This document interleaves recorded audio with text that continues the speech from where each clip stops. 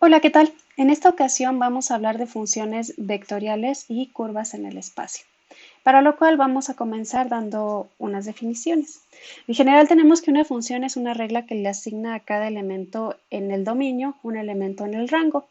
Entonces, una función con un vector como valor o una función vectorial es una función cuyo dominio es un conjunto de números reales y cuyo rango es un conjunto de vectores, es decir, recibe números reales y nos devuelve vectores.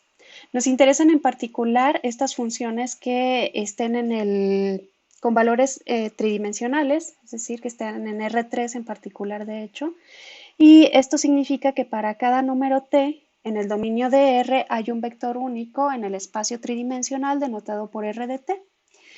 Si tenemos las funciones f, g y h de t, vamos a decir que son las componentes del vector R. Sí podemos escribir nosotros el vector R de t de esta forma. Entonces, fíjense, una forma en la que nosotros escribimos esta función vectorial es con la notación entre paréntesis y luego cada una de las componentes separadas por una coma. O también las podemos escribir como una combinación lineal de las componentes de las funciones f, g y h con los vectores canónicos, los vectores unitarios y j y k. Entonces, vamos a ver. Ok, ¿qué tenemos? Entonces, tenemos aquí un pequeñito ejemplo. Tenemos que la función vectorial r de t, en su primera componente es t cúbica, la segunda componente es logaritmo natural de 3 menos t, y la tercera componente es raíz cuadrada de t. Entonces, las funciones componentes, aquí ya las identificamos, ¿verdad? La primera es f, la segunda g, la tercera es h. Así, el dominio de R consta de todos los valores de t para los que se define la expresión R de t. En particular, nosotros vamos a ver que las expresiones t cúbica, logaritmo natural de 3 menos t y raíz de t se definen en su totalidad cuando 3 menos t es mayor que 0 y t es mayor o igual que 0. ¿Por qué? Porque entonces fíjense, la primera componente que es f de t igual a t cúbica, como es un polinomio, esa la podemos evaluar siempre para cualquier valor de t. Pero la función logaritmo natural no la podemos evaluar para cualquier valor de t, ¿verdad? Se tiene que satisfacer que el argumento del logaritmo natural tiene que ser mayor que 0 forzosamente. Entonces, por eso pedimos que 3 menos t sea mayor que 0.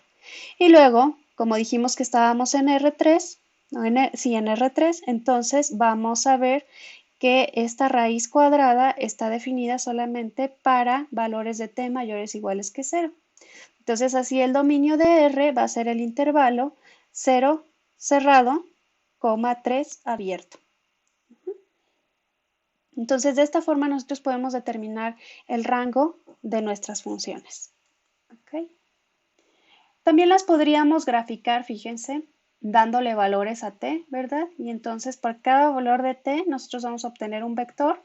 Ese vector nos va a apuntar a un punto en el espacio R3 y entonces después unimos esos puntitos que obtenemos y listo, tenemos un bosquejo de nuestra gráfica. Nosotros podemos calcularle el límite y determinar si una función vectorial es continua. Entonces, el límite de una función vectorial R se define tomando los límites de sus funciones componentes de la siguiente manera. Entonces, nosotros tenemos la función R definida por sus componentes f, g y h. Entonces, si le queremos calcular el límite a R, pues entonces podemos meter el límite en cada una de las componentes y entonces calcular el límite de cada una de ellas, ¿verdad? Cuando estos límites existen, entonces cuando estos tres límites existen, entonces vamos a decir que el límite de R existe. Y la interpretación que damos en este caso es la siguiente. Si el límite cuando t tiende a de R de t es igual a L, fíjense aquí L es un vector, ¿verdad? Esta definición equivale a decir que la longitud y la dirección del vector R de t se aproxima a la longitud y a la dirección del vector L. ¿Okay? Entonces aquí estamos aproximando vectores con vectores, ¿verdad? Entonces, tenemos aquí un segundo ejemplo que dice, determina el límite cuando t tiende a 0 de R de t, donde R de t está dada por 1 más t cúbica en la dirección y, t por e a la menos t en la dirección j y seno de t entre t en la dirección k. Entonces dijimos que vamos a meter el límite, ¿verdad? En el vector. Vamos a calcular el límite de cada una de las funciones componentes. Entonces nosotros si tenemos el límite cuando t tiende a 0 de nuestra primera función componente, que es 1 más t cúbica, aquí vamos a obtener que este límite es 1. Sacamos ahora el límite igual cuando t tiende a 0 de nuestra segunda función componente, que es t por e a la menos t, y esto nos da 0. ¿Sí? E a la menos t es 1, pero multiplicado por 0 nos da 0. Entonces simplemente evaluamos el límite, ¿verdad? Y luego tenemos que el límite, cuando t tiende a 0, del seno de t entre t, y esto nosotros por nuestros cursos de cálculo sabemos que es igual a 1. Entonces, este límite nosotros lo podemos escribir como el límite cuando t tiende a 0 de r de t va a ser igual al vector i, es 1 en i, 0 en j y luego 1 en k, ¿verdad? Este es k. Así. Entonces con esto nosotros ya hemos calculado el límite de esta función. Entonces aquí, nada más como nota, tenemos que una función vectorial r es continua en a si el límite cuando t tiende a en r de t es igual a la función evaluada en a. Entonces, por la definición 1 que acabamos de ver, vemos que R en A es continua en A si y solo si sus funciones componentes f, g y h son continuas en A. Entonces, vamos a ver. Una vez que ya sabemos qué son estas funciones vectoriales, entonces, como les decía desde el principio, podemos pensar en su gráfica. Entonces, vamos a suponer que f, g y h son funciones continuas con valores reales en un intervalo i. Entonces el conjunto C de todos los puntos x, y, z en el espacio, donde x es igual a f de t, y es igual a g de t y z es igual a h de t, y t varía a lo largo del intervalo i, se llama una curva en el espacio. Y esto ya les debe de recordar algo que hemos visto en videos anteriores, ¿verdad? Esto parece ser una parametrización de una curva, pero ahora nosotros habíamos visto en videos anteriores que se parametrizábamos con una curva en el plano, pero en este caso estaríamos parametrizando una curva en el espacio. Aquí lo tenemos, estas ecuaciones se llaman ecuaciones paramétricas de C y T se llama un parámetro. Entonces, nosotros lo podemos ir graficando, ¿verdad? Tenemos nuestro sistema de ejes coordenados, tenemos X, Y y Z, y para cada puntito nosotros podemos dar las coordenadas o podemos decir que es un vector que apunta hacia ahí, ¿verdad? Entonces, R de t es el vector de posición del punto P. Entonces, a este vector, a esta flechita, le vamos a llamar R de t, aquí está abajo, que tiene componentes f, g y h, y su punta llega al punto precisamente que tiene coordenadas f, g y h. Así, toda función vectorial continua en R define una curva en el espacio C trazada por la punta del vector en movimiento r de t. ¿Okay? Entonces, a ver, vamos a hacer unos ejemplos. Ejemplo 3. Describe la curva definida por la función vectorial r de t igual a 1 más t, 2 más 5t y menos 1 más 6t. Esa pues se ve fácil, ¿no? Porque de nuestros cursos de álgebra lineal, nosotros sabemos que la ecuación paramétrica de una recta la podemos escribir como r igual a un r0 más un vector de dirección, vamos a ponerle d por t. Entonces, de hecho este le suelen llamar b, no me acuerdo, este es b. Ajá. Y ubicamos, ¿verdad? Identificamos este vector de aquí, nosotros también lo podemos escribir, fíjense, como 1 más t, 2 más 5t y menos 1 más 6t. Este vector yo lo puedo partir como la suma de dos vectores, el 1, 2, menos 1, son los que no tienen t, más el que sí tiene t y factorizo la t de hecho, ¿verdad? Entonces tiene 1, 5 y 6 por t. Entonces así yo ya tengo, ya identifico que esto se trata de una recta, ¿verdad? Entonces, de hecho, son las ecuaciones paramétricas de una recta que pasa por este punto y es paralela al vector 1, 5, 6. Entonces, las curvas en un plano también pueden representarse en notación vectorial. Por ejemplo, la curva dada por las ecuaciones paramétricas x igual a t cuadrada menos 2t y y igual a t más 1, que ya hemos visto anteriormente, podría escribirse con la ecuación vectorial. Dijimos, déjenme lo escribo, x igual a t cuadrada menos 2t y igual a t más 1. Entonces nosotros lo podríamos representar mediante una función vectorial como r de t igual a t cuadrada menos 2t en i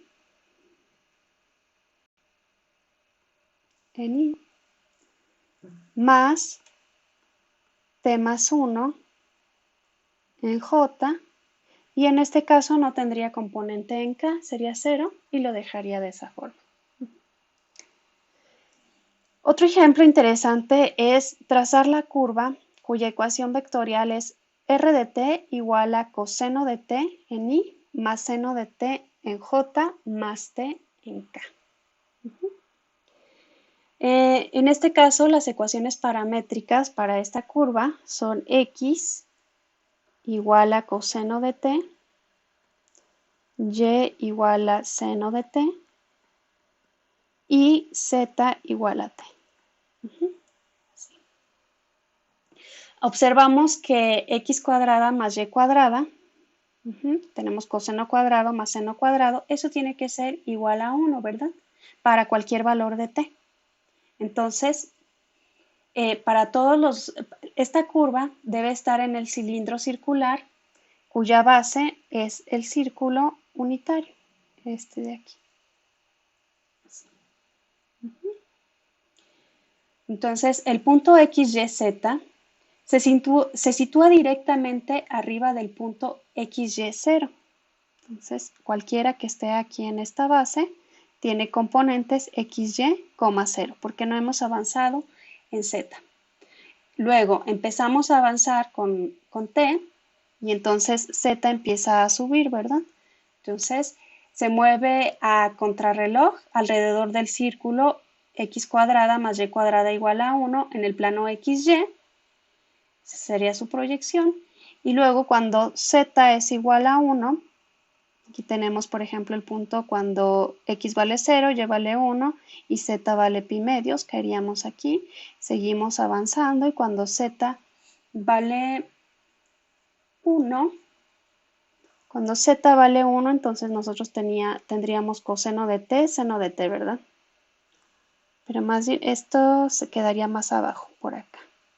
Z igual a 1. Y así vamos subiendo.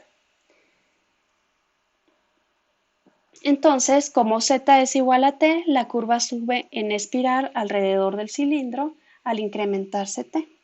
Y aquí podemos dar la dirección del movimiento, ¿verdad? Esta curva se llama hélice y tiene bueno, suele aparecer frecuentemente, ¿verdad? Por ejemplo, en los resortes, cuando estamos modelando un resorte en física, o también aparece en un modelo del ADN.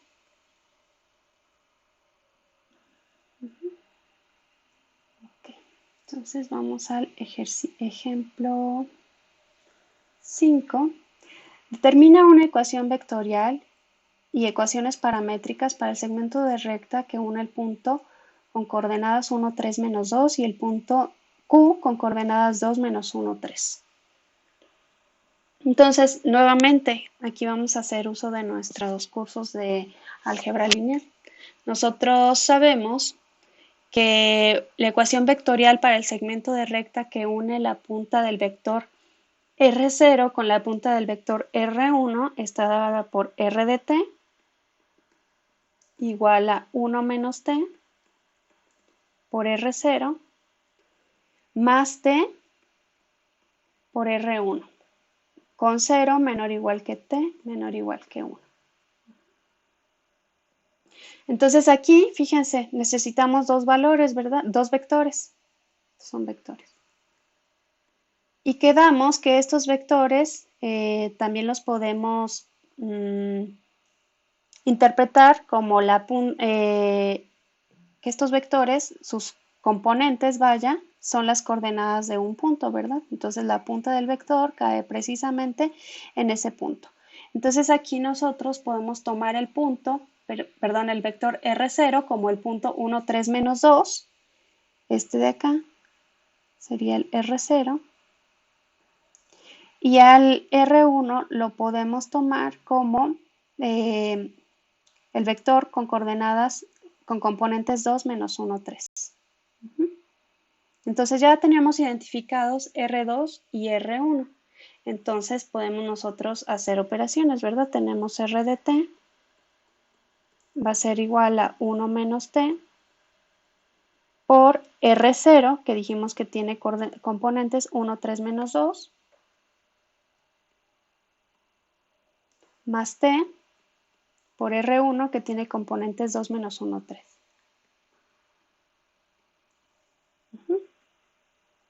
Esto es con 0 menor o igual que t menor o igual que 1. Ahí está. Nosotros podemos hacer las operaciones y tenemos ¿qué cosa? Tenemos esto, lo podemos escribir como 1 menos t más 2t. Es un vector. Luego tenemos 3 menos 3t menos t. Y luego tenemos menos 2 más 2t más 3t. Simplifico.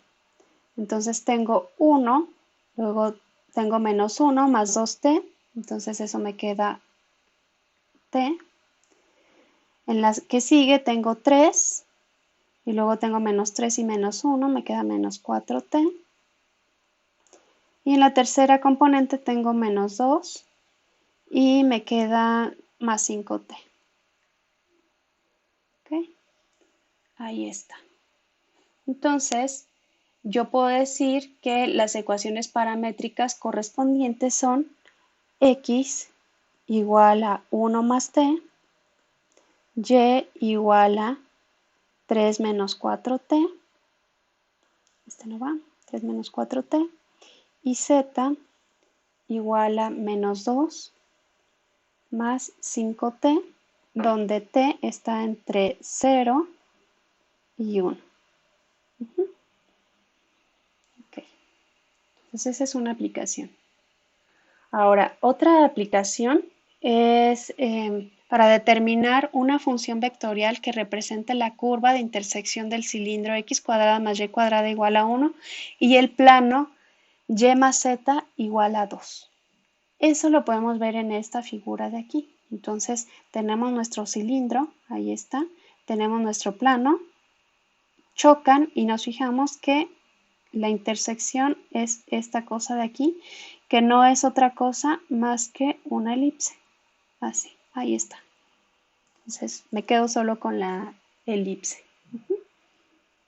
Entonces, si nosotros proyectamos esta elipse, a la cual le vamos a llamar C, en el plano XY, lo que nosotros vamos a observar es un círculo. Aunque acá arriba esté inclinada, nosotros la aplanamos, la aplastamos en el plano XY y lo único que vamos a observar va a ser un círculo. ese círculo va a tener la característica de que x cuadrada más y cuadrada va a ser igual a 1, ¿verdad? Porque está en el cilindro. Ahí está. Para z igual a 0. Por ejemplo, sabemos que podemos escribir x igual a coseno de t, y igual a seno de t, ¿verdad? Las curvas paramétricas para un círculo, con 0 menor o igual que t, menor o igual que 2pi. Ahí está. Entonces, de la ecuación del plano, nosotros podemos sustituir el valor de y. Entonces, tenemos que z es igual a 2 menos y. Y entonces, yo sustituyo el valor de y y me queda 2 menos seno de t. Ahí está. Así, podemos escribir las ecuaciones paramétricas para c de la siguiente manera. X igual a coseno de t, y igual a seno de t, y como ya tenemos una ecuación para z en términos de el parámetro t, entonces tenemos z igual a 2 menos seno de t. Ahí está. ¿De dónde a dónde va nuestro parámetro? Bueno, pues ese no lo movimos, ¿verdad? Va de 0 menor o igual que t, menor o igual que 2pi. Ahí está. Entonces, la ecuación vectorial correspondiente es r de t igual al coseno de t en i más el seno de t en j más 2 menos seno de t en la dirección k. Nuevamente tenemos que indicar que 0 menor o igual que t menor o igual que 2pi. Ahí está. Esta ecuación se llama parametrización de la curva C, que nosotros teníamos aquí. Las flechas de esta figura indican la dirección en la que se traza la curva C, que ocurre al incrementarse el valor de t. Entonces, si nosotros tenemos para t igual a 0, podemos tomar dos valores de t, ¿verdad?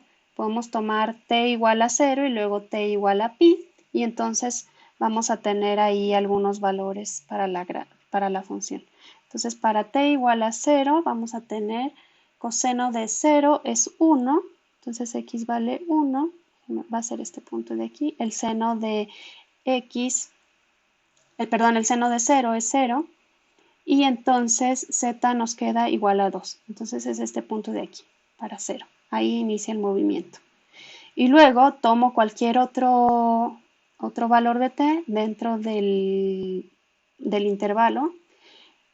Procuren tomar uno en medio y no tomar el extremo, porque si es una trayectoria cerrada, entonces pues vamos a volver al mismo punto, ¿verdad? Entonces vamos a tomar ahora el valor de pi. Entonces coseno de pi, ahí ya es 0, es este de aquí. Seno de pi es 1. Y entonces tenemos 2 menos 1 es 1, es este punto de aquí. Entonces ya tengo dos puntos en esta curva, ya puedo decir que la dirección del movimiento es en este sentido. Entonces, con esto nosotros ya vimos funciones vectoriales y curvas en el espacio. Ahora estas funciones también las podemos derivar, las podemos integrar, etcétera, pero eso ya lo vamos a ver en otras ocasiones. Por el momento eso es todo y hasta la próxima.